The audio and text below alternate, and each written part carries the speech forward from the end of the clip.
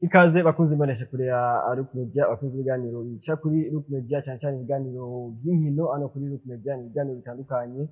ibiganiro vya Look Sports, ibiganiro vya Magic ndetse n'ibiganiro vya Mumenye. No musi ku munsi wa mbere tuje gutangura indwi nshasha. Ku munsi wa mbere tubigenekezo rya 17 Munyonyo umwaka wa 2025, ubona bitera twegereza ku musozo w'umwaka, bitera twegereza intango z'umwaka mushasha. No musi naza ko ashaka usanga abantu batanguye kwipfurizanya Noel, hari abantu batanguye gutegura ingene bazohimbaza Noel cyangwa umwaka mushasha. Akuno musi rero ikiganiro ca Look Sports cyo kwashikiriza amakuru y'inkino atandukanye. Jewe ari Boris Ndongozi, ndi kumwe na mugenzi wanje Gilles Boris Ingabire. Reka ndamuramutse ndamuhimikaje. Ndakuramukije Boris Ndongozi, ndaramukije ndetse n'abakunzi ba Look Media, abakunzi ba Look Sports. Nizeye neza ko bameze neza mu babo ndetse mu byabo, bagize na weekend nziza, ndetse nizeye ko tuzabigana iganiro ciza kuno munsi. Yani kuno musi wa mbere cyo bwanya ku makuru y'inkino atandukanye. Ni hano mu Burundi mu rukino rwabaye ku musi wa gatandatu hagati y'intamba, novuga ngo intamba z'aba benshi bavuga ngo intamba z'aba pro canke equipe nationale A canke equipe nationale y'abakinyi bakina hanze. Nubwo harimo abandi bakinyi basanzwe bakina no mu Burundi, ariko kandi ni intamba mu rugamba z'abakinyi bakina hano mu Burundi. Yesu bita ngo intamba mu rugamba za Shan. Kuri afisha hariko intamba A contre intamba B. Naza ko n'urukino rwaje kuba rurangira ku ntsinzi y'intamba B ku ntsinzi bigera kuri 4-3. Ariko n'urukino rwavuze ko bitari bike ari no mu Burundi ndetse no kwisi yose. Twaje kwa tubona ibimenyesha makuru nka equipe mu gihugu cy'Ufaransa bariko baraposta avuga ati nibaza ko turaza kubishika ko turaza kubiganira ko hano ku mugabane wa Afrika. Abona ko hari ku munsi w'ejo haba urukino rukomeye cyane. Abona ko yari finale y'amabarrage ya Coupe du Monde, qualification ya Coupe du Monde ku mugabane wa Afrika.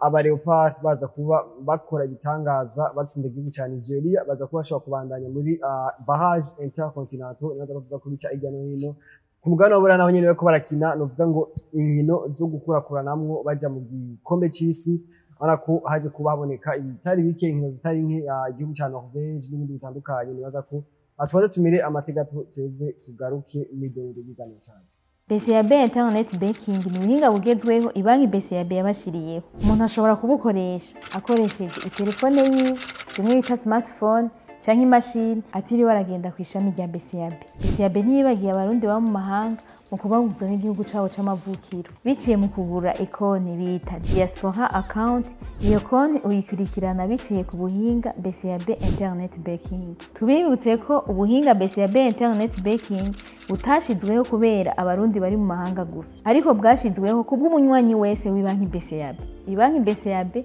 si banki ikorana n'abarimyi gusa nk'uko benshi bavyibaza, ariko ni banki ikorana n'ibisata vyose. Shika mu iterambere na BCAB.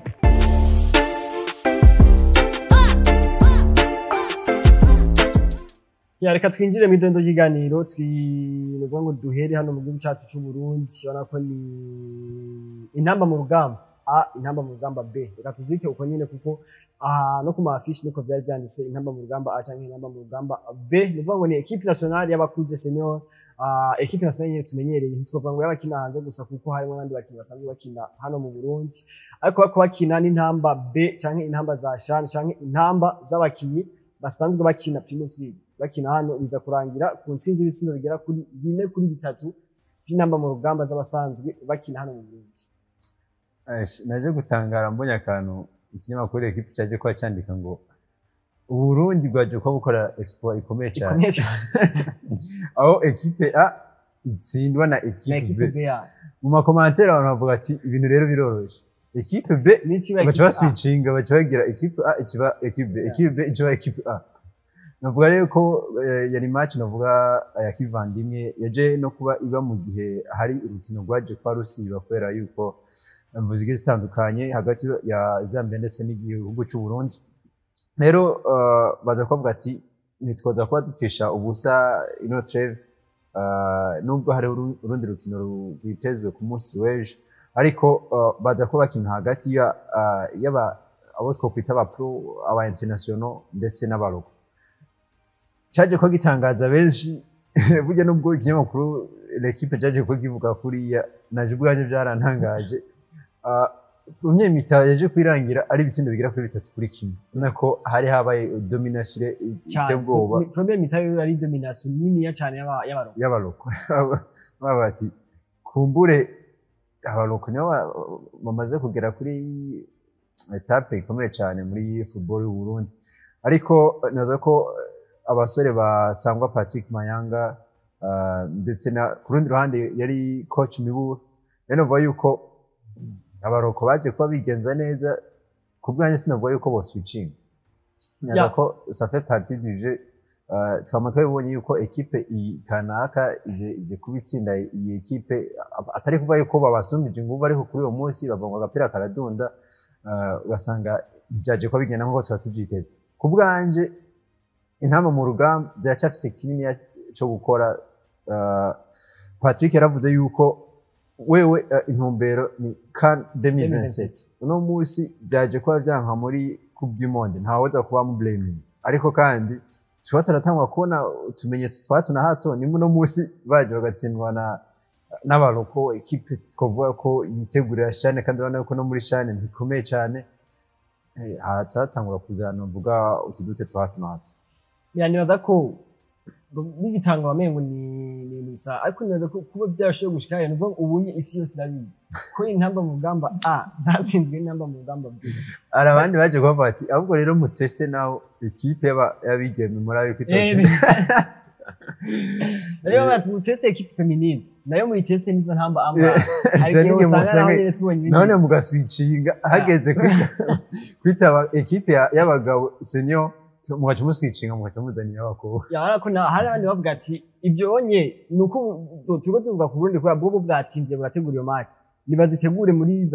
abantu mu bihugu bitandukanye si national muri Guinea avuga ati muri Guinea niba kinisha equipe B na equipe A turabe ico twirabi bavuga ati muri twebwe urazi nantu bitangari bo basi dufate nka bire bihugu by'abarabu cange nka Nigeria bari uza gusanga ama equipe yiwabo dufite nka Maroc Egypte uza gusanga ama equipe yiwabo deja aranakomeye asanzwe afite na champion ikomeye natwebwe na champion yiwacu iri no hasi duje tuzana abo twita ba pro bace baza gutsindwa na equipe iri hasi ho biratandukanye dufate nka bayite guti Egyptian Premier League ufashe ugafata abakinyi bakina muri Egyptian Premier League ugacufata n'abandi basanzwe bakina hanze nibyo harimo abakinyi bakomeye cyane ba Mamrusha harimo ba Mohamed Salah abandi nibyo urumva ko ni equipe ikomeye mugabo basanzwe bafite na champion ikomeye biratandukanye na twebwe equipe twita ko niyo ba pro je kutsinwa na champion iri hasi nyaza harundi naje ko bavuga ati bono mu bukina bavuga ati twebwe ni bayitrete na equipe B ni bayitrete na bayo 17 bariko bakina ino ku by'imondi ya 17 baze ko batreta turabe icyo twiraje mvuga ngo intamba mu rugamba ntitwavuga icyo tuzovuga cyose ntitwavuga ngo zaranegije muri match amikali icyo twobishimira icyo kuko nasanga Patrick après match abamaze yavuze ati jewe nta narimwe nja muri match nashaka gutsinda byaraboneka ko bavye na equipe yakinishije ama equipe yatanguye ari equipe ikomeye niyo equipe nationale dufise no munsi nubwo twoja muri kane yoza kubikita turavye line up nta kanho gusina utanako kari karimo wana ariko yari ya line up nyene ko kwitega nubwo bagiye guhura na Cote d'Ivoire nubwo bagiye guhura na Congo ntiyaje kubatirika nze kuba mbikaba ndekaba uravye equipe yiwe yari tunganije neza cyane uvuga ko habaye domination ikomeye cyane ku randi rw'abaro yani uno musi turi muri Treve International Mwango izi match bariko barakina ni match zikonta cyane cyane kuri ama classement FIFA asohoka uko kwezi guheze kandi ni match sesa ko itegeza uko none ko dushobora kubona uburundi bwo kubatakaza ibanza nka 2 bwari muri mu bibanza by'inyuma uno musi wo bukigena bo tumenyereyo iri kurakina na equipe igihugu kiri hejuru ya muri classement uno musi ko Burundi contre Burundi nibaza ko nta avantage atarimo nubwo bari gutsinda cyangwa batsindwe nivyo iyo utsinze surtout utsinze igihugu gisanzwe kiri hejuru muri classement kigusumba uraduga ibibanza ni avantage ikomeye cyane bon nubwo utsinda ikiri munsi yawe ni avantage mugabo byiza cyane ni mu gihe utsinze ikiri hejuru yawe no munsi rero Burundi bwatsinzwe n'Uburundi ko Burundi bwatsinzwe n'Uburundi butoye ni draw rero bavuga yuko nyaza ko classement FIFA ni ikintu gikonta cyane muri equipe nationale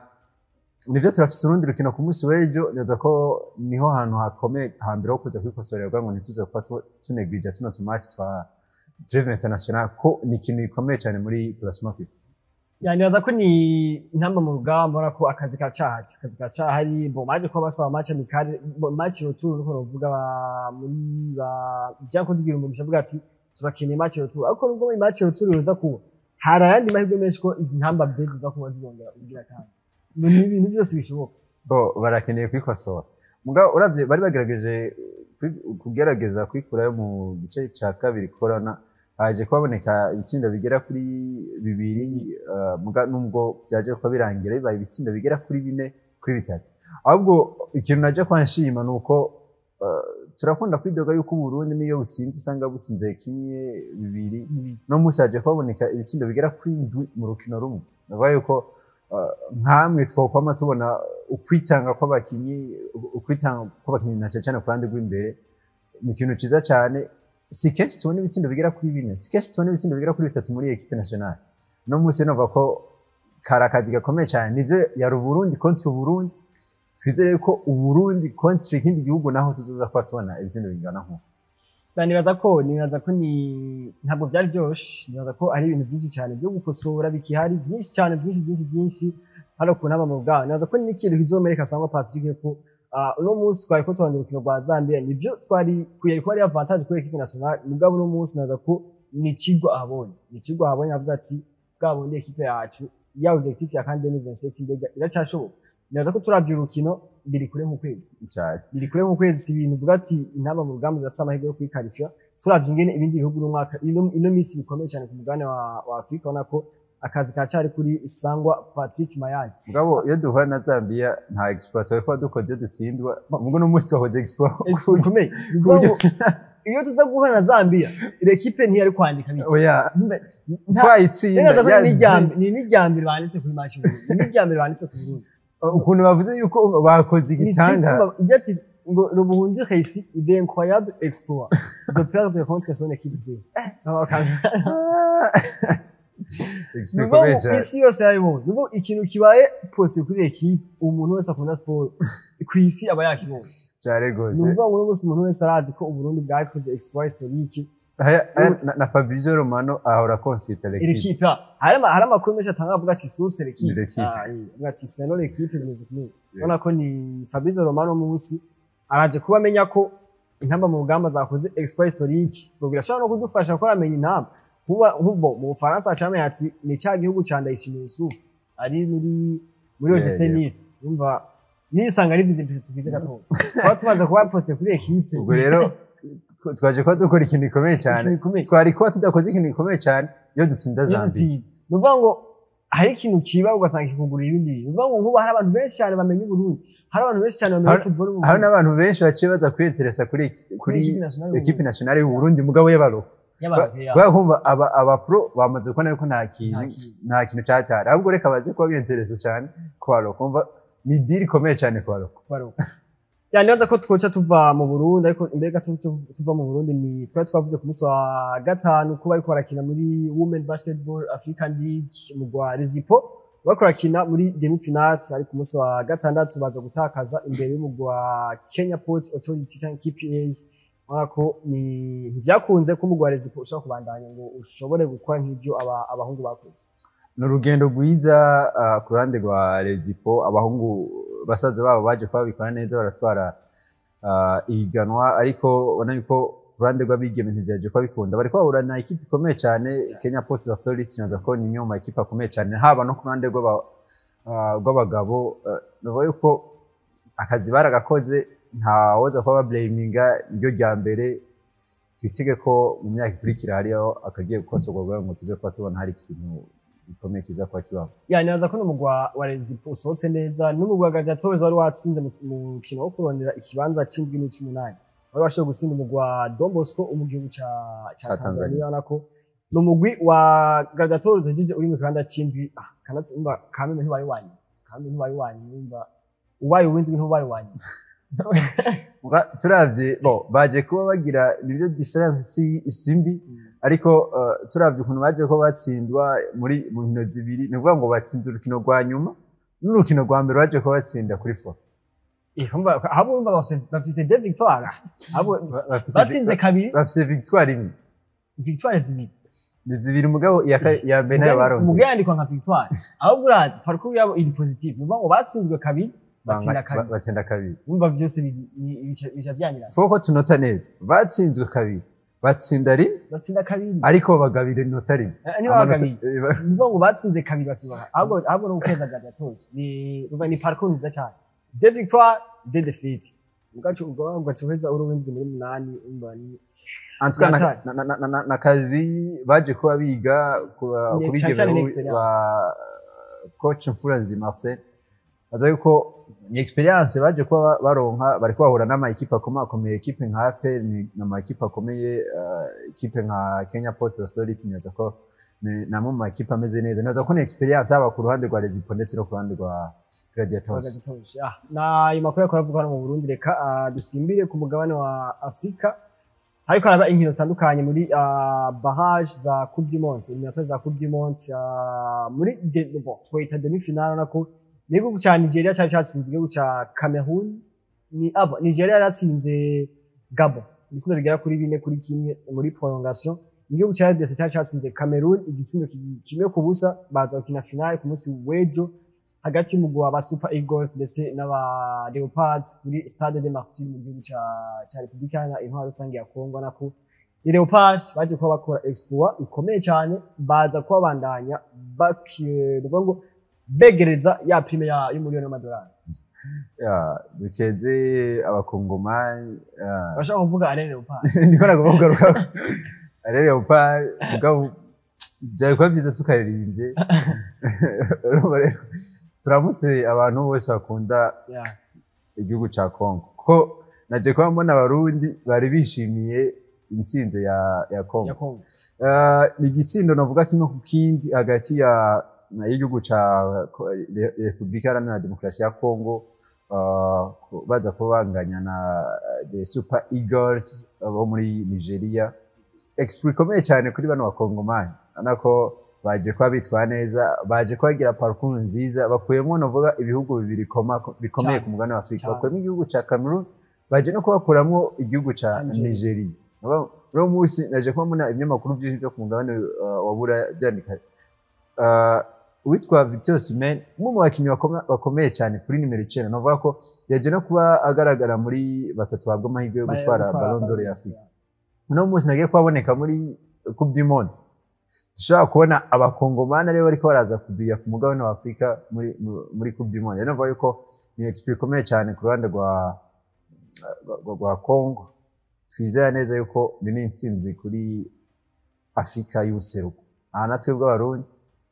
tugiye kwa duseruka muri Coupe du Monde urabona ko ni Congo heruka muri Coupe du Monde muri 74 urabona ko ni imyaka myinshi imyaka irenga 40 batariko baraja muri Coupe du Monde uno munsi uravye effectif ya Congo barasa abakinyi bakomeye bariko barigenza neza cyane ku mugabane wa Buraya waronze ari ba Cedric Bakambu batwa ba Elia Meshaki ba Chancel Mbemba hari n'undi mukinyi hano ku mugabane akiri hano ku mugabane wa Afrika mugabo akomeye cyane ariko abanderwa yitwa Fiston Mayele igihugu ca Egypt muri Pyramids neza ko uno munsi uravye effectif bafise ukaraba motivation bafise urabona ko equipe ya Congo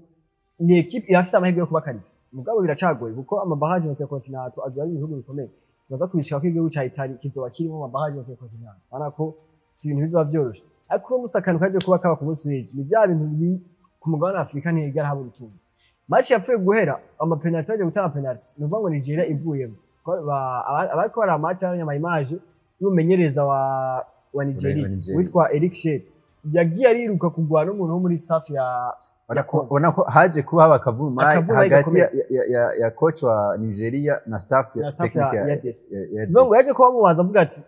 umumambre umwe muri staff kuva match tangu naje kwenda mubona bavyita vote ni ibyantu bajegeze n'ivy'ikimwe bona bamvuga ngo n'ivy'ikirundi n'ikinyafrika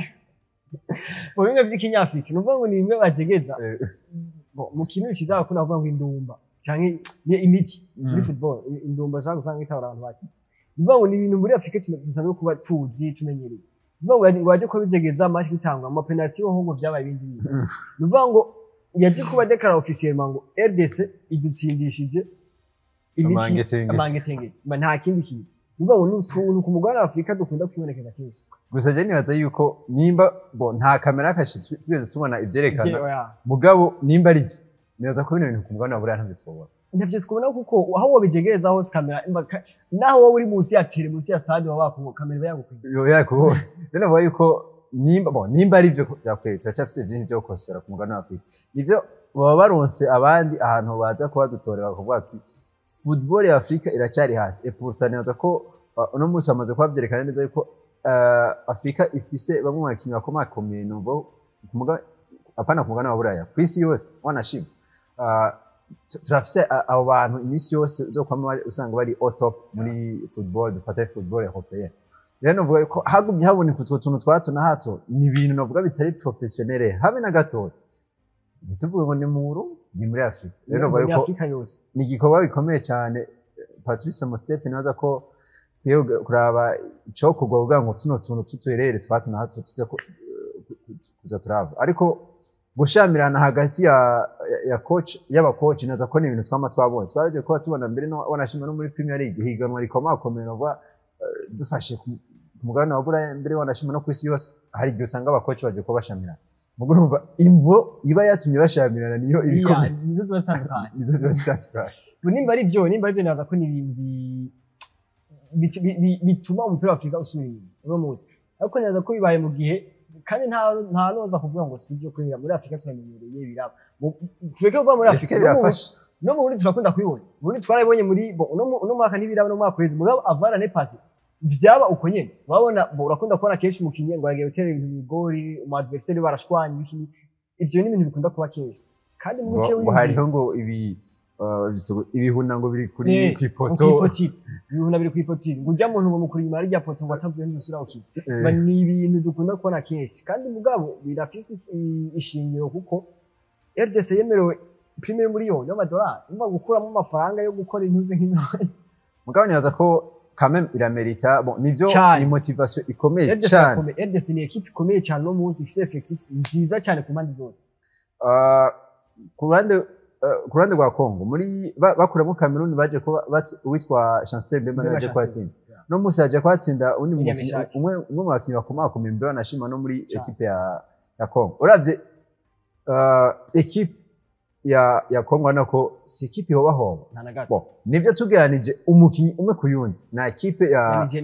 Super Eagles bari hejuru Nigeria iri hejuru mugabo Cameroon tuza kwa tugeranya Congo n'u Burundi Congo n'u Rwanda nibaza ko si niveau zimwe nivyo niyo motivation yaje kubikora ariko turavye individuellement urabona yuko equipe ya Congo c'est equipe ntoya Cameroon iramerita kuza kurivariza nubwo batari kuri niveau imwe barashobora kurivariza Cameroon barashobora kurivariza mbere wanashima na Cote d'Ivoire rero gutwara kane navuga yuko bravo kwa kuri Leopard yareka twerekeze n'ingogana ku mugabane wa Buraya no vuga ngo niho bari barakina inkino nabo nyene zo kurondera itike ryo kwinjira mu gikombe cy'isi cyo mwaka 2026 za nkino za nyuma no vuga ngo ama match ya nyuma hari ibihugu byaje kwa bironka itike ku munsi ku rukino rwa mbere bakiye muri Notre Dame hari ibihugu byaje kwa bironka itike ku munsi wa kabiri no vuga ngo ku rukino rwa kabiri baje kwakira muri Notre Dame reka duce mu rukino rwaje kuba ruhuza umugwi wa Italy ndetse n'umugwi wa Norvège igihugu cya Italy kimaze imyaka 2 kiteko kyaje muri Coupe du Monde apari imyaka Coupe du Monde zibiri ngo 2020 ntibari bari kwa 2014 bana ko ni equipe igenda irasubira hasi cyane neza ko irafise sinzi ko no yita mal chance muri Coupe du Monde sino muri yaratwaye 2020 mugabo naho ni nyuma yaho byace bisubira nabi mugabo buriya urabe equipe ibatsinze ni equipe ya Norvège no vuga ko uno musi world class nivyo niza kurivariza na France nani mugabo imaze inkino zigera kuri 5 idatsindwa urukino na rumwe nayo ko kame equipe yaje kubibatsinda sikaka equipe gato mugabo nubwo itari kubatsinda uvuga ngo Italy yaje kurondera avuga ati kugira ngo ibi ya mbere ibe qualifié directement yategezwa gutsinda ibisindo 9 igihugu cyane byari kwa bishobora baje ko bongera ibisindo 2 uvuga ngo Italy igiye kuja mu barrage twaba turavuga RDC mu mwanya uvuga ngo izoshobora guhura mu barrage n'igihugu cya Italy ntabwo wamfize yuko Congo yoza kubihagarika na Italy ko turavye Italy no munsi navuga ko si equipe iteranye ubwoba cyane gose si equipe tubaza kuba tubona iza kuba itera ubwoba Angleterre baza kuba batwara eho nuva yuko sinzi hari akantu kaza kuba kabura muri equipe nationale ya Ubutaliyani yani Three Lions tuvuga ko Norvège hari kindo rufite uvuga ko Norvège bon nashaka Erling Haaland cyangwa ntuburi cyuvuga ko Erling Haaland kamwe bon Erling Haaland ubwiwe wenyine naza ko no musi naje kuba ndanatangara afite ibitsina bigera kuri 16 muri zino nkino zo kubanza 16 match muri 16 muri match yego nubango umuntu aza kuba mukurikira bon twagomba duce tumushikana The Three Lions ari Kane afite ibitsina bigera kuri 8 nubango ni ca kabiri c'ibitsina umukurikira afise kandi bumve si n'importe qui nuwitwa ari Kane ari muri The Three Lions no musi navuga ko ni na equipe ijana ije no kuba inarangiza ngo turaza kuba tushikiye tubashikiriye idatsinzwe itinjije igitsina na kimwe upana gutsindwa match itinji idakonsetsa igitsina wokubaza ngo ni Arsenal navuga yuko Norvège ije kuba ibakarifye ku nshuro ya mbere kuva muri 1998 nuvuga ko nakazi gakomeye cyane kuri Erling Haaland nibyo ntawe uri kubivuga nubwo yafashijwe na Martin Odegaard ataje kuboneka muri kino gihe kwa ko imvune ariko nabandi bakinnyi bagiye batandukanye nako quand même no musi tuvuga ko Norvège ije kuba ibakarifye ibimerite ariko ni Erling Haaland akwiye ibitsindo 55 mu nkino 48 48 match 55 muri Norvège banganije na Kylian Mbappé muga Kylian Mbappé ni mu match 96 nuvuga ngo ni icya kabiri cy'imatch bamaze gukina no umwe 96 undi 48 nuvuga ngo ni icya kabiri 28 Wadeni na Nansis nuvuga ngo ni icya kabiri muga ibisindo baranganya machine de ya ni Erling Haaland nta debate yari nta debate Erling Haaland Sorloth wana ko ni Martin Odegaard amaziga atarimo wana ko naba Sorloth ari kumwe na Erling Haaland okwibaza umuvyeyi wiwe menga n'umwana tubatubona umenga Erling Haaland ni kijeya mugari ko na Sorloth turabona yuko aca bakana gato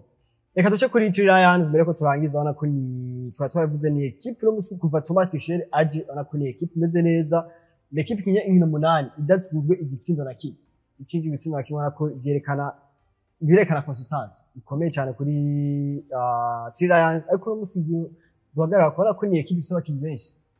benshi ku mpande zose kubivuga ngo uno musi uje muri selection biragoye cyane ko yibaza ko selection kwikira zogaruka uno musi wana ko na karero gatoya twe dufate inyuma Lewis Skelly yamaze imisi ariko araza ubwo no musi muri selection no musi ntihari hari gihe tugeze kubona aba Eternal bari ko baraza ubwo no musi ntibari hari abandi bakinnyi benshi baza muri bajagirish uno musi akaza ejo ntagaruka uno musi kintu yavuga cyane ku bandi b'imbere twaje kuba tubona selection iheruka Phil Foden ntihari uno musi yaraje muga naho yaje ubona ko n'umukinnyi ni plan B ni umukinnyi w'umuramplasa twaje kuba tubona ku musi weje Jude Bellingham yarakinnye avamo ashavuye cyane byaje no kwabibabaza na coach Thomas Tuchel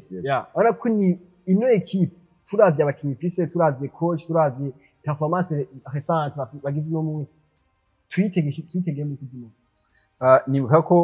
witwa Thomas Tuchel yaje kwatangura akazi itariki imwe y'ukwezi kwa mbere mwaka 2025 objectif yiwe principal yaruko bon apara principal objectif yiwe yaruko atwara ku dimon kandi uno muri turavye intango agize muri zino qualification za ku dimon ndana yuko kameme barabimerite inkino 8 ntutsinzwe na ru noneho ntunangani bon ntutsinzwe igitsindo na kimwe ana yuko ni equipe imeze neza cyane no munsi fise bamwe bakinnyi bakomeye cyane bitwa Bukayo Saka zara nabafasha sometimes fise Declan Rice fise Jude Bellingham fise nuva ko abakinnyi beza bose iyo bava bakagera bose bafise uno munsi uvuze ati arashobora kuronka umukinnyi no munsi akamutuma ko muri selection ya The Three Lions ku rukino rukurikira biragora kwibaza yuko uzoza kuba uboneka neza ko ni atu ikomeye cyane kuri Thomas Tuchel nkamwe ushobora kumanaginga buno bwiza bw'abakinnyi afise nta nkeka yuko The Three Lions zaza ko akibona za kwigwana ibihugu bikomakomeye dusanga tumenyereye nka za France za Argentine baza kwatwara ku dimoni kubwawe nawe bafavura batatu bona muri ku dimoni batatu gusa niyo kuvuga ngo benshi tumenye ngo biroshe batatu ba Angleterre no isigi inyuma na Espagne peut-être turashobora no kuba na Argentine cyangwa France Edesina reka tuba turabe yuko itombore Itali iba ikuyemo Itali izo bitwaye ku dimoni kubwawe yanaza ko ni ikiganiro ca Lux Sports cy'uko no musi wacu tubigarukiza hano reka ndagushimira. Ndagushimiye nanje Locris Ndongozi ndashimira ndetse n'ariko badukurikirana nize neza ko tuzosubira ku munsi wa gatanu muri Lux Sports ayo kandi hariho na Midweek. Ya nuko mugire aho mubahwe naho utaha.